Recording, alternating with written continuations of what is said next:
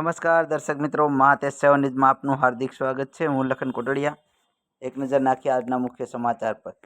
જય બુદ્ધ યુવક મંડળ સુરત દ્વારા પાનેરા ખાતે માં ચંડિકા અંબિકા નવદુર્ગા માતાજીના મંદિરે મહાપ્રસાદનું આયોજન।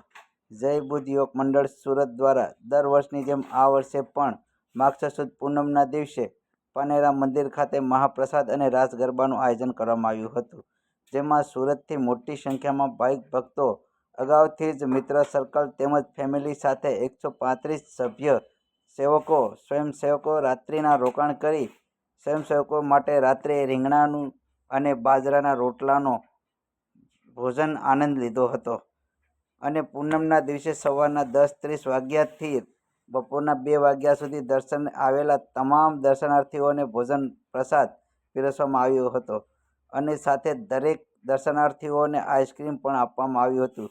જય બુદ્ધ યુવક મંડળના સ્થાપક અને સામાજિક આગેવાન 1998થી જય બુદ્ધ યુવક મંડળના સામાજિક, ધાર્મિક, સાંસ્કૃતિક અને રાષ્ટ્રીય કાર્યક્રમો, રક્તદાન કેમ્પ, સલામતના ભાગરૂપે નાગરિક સંરક્ષણની બેઝિક તાલીમ અપાવી લોકોને જાગૃત કરવાનું, કુદરતી આફત સમયે હર હંમેશ સેવાકીય પ્રવૃત્તિ કરતું સંસ્થાના સ્થાપક શ્રી જાલમભાઈ મકવાણાના સુપુત્ર પ્રમુખ શ્રી મહેન્દ્રભાઈ મકવાણાએ જણાવ્યું હતું કે અમે દર વર્ષે માતાજીના મહાપ્રસાદનું આયોજન કરીએ છીએ અને દર વર્ષે મહાપ્રસાદનું આયોજન કરતા રહીશું અને અહીં મંદિરના ટ્રસ્ટીશ્રી તેમજ સુરતથી પધારેલા તમામ ભાવિક ભક્તોનો ખૂબ જ સાથ અને સહકાર મળતો રહ્યો છે।